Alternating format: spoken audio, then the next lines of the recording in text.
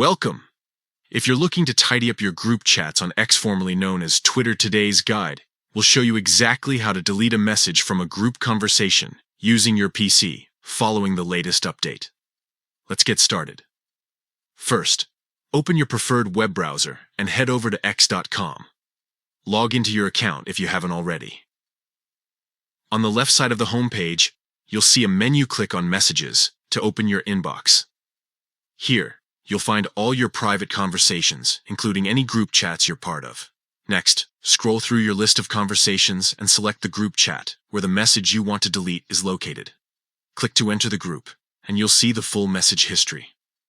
Now carefully find the specific message you'd like to remove from your view.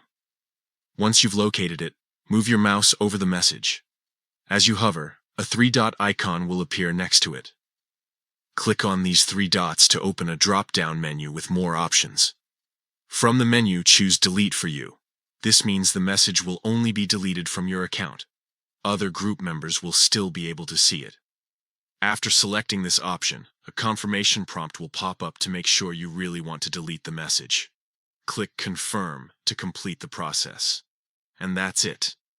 The message will disappear from your side of the conversation, helping you keep your group chats organized and clutter-free.